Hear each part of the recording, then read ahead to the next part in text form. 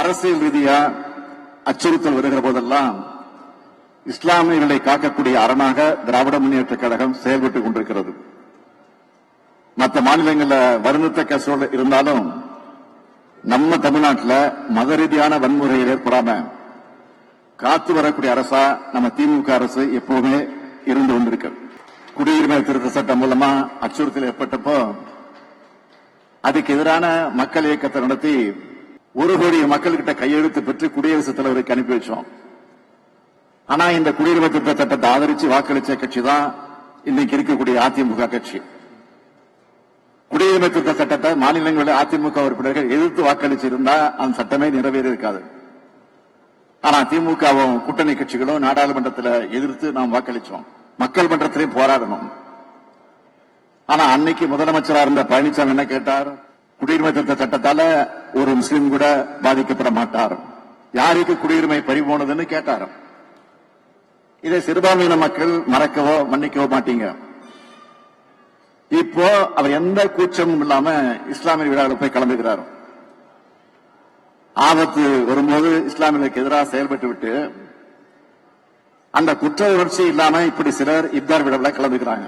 பொது சிவில் சட்டத்துக்கு எதிராகவும் இது மனித உரிமையை பறிக்குதுன்னு மத்திய சட்ட ஆணையத்துக்கு கடிதம் அனுப்புறது திமுக தான்.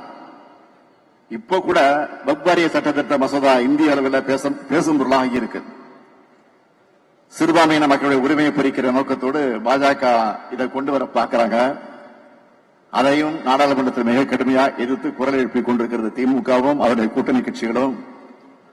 ஒருவேளை சட்டமானால் அதை ரத்து செய்ய உச்சநீதிமன்றத்தில் திமுக சார்பில் வழக்கு தொடரப்படும் என்று ஏற்கனவே அறிவிச்சிருக்கிறோம். பாஜக அரசோட சதித்திட்டங்கள் நிறைவேற திமுக ஒருபோதும் அனுமதிக்காது. உறுதியாக போராடுவோம். உங்களுக்கு எப்போதும் துணையாக நாங்கள் இருப்போம். இப்படி இஸ்லாமிய உரிமையை காப்பாற்றக்கூடியவங்களாக செயல்படுவாங்க. நாங்க இஸ்லாமிய உரிமைக்கு போராடுறவங்க வாதாடுறவங்க தான் இப்படியான விழாக்கள்ல கலந்துக்கிறதுல தகுதி படைச்சவங்களாக இருக்கிறோம். அந்த தகுதியோட, அந்த உள்ளார்ந்த அன்போட, அந்த சகோதர உணர்வோட நாங்க இது போன்ற விழாக்களை நடத்துகிறோம், பங்கேற்கிறோம். சிறுபான்மை மக்களுடைய சமூக பொருளாதார மேம்பாட்டுக்கான நலத்திட்டங்களை அரசின் மூலமாக தொடர்ந்து நிறைவேற்றுவோம். அதே நேரத்தில் இஸ்லாமியர்களுடைய அரசியல் உரிமைகளை நிலைநிறுத்தி அவர்களுக்கு காவல் அரணாக விளங்குகிற இயக்கமாக திராவிட முன்னேற்ற கழகம் எந்நாளும் இருக்கும். இஸ்லாமிய சகோதரர்கள் அனைவருக்கும் எனது புனித ரம்லான் வாழ்த்துக்களை இப்பொழுதே தெரிவிச்சுக்கிறேன். நன்றி, வணக்கம்.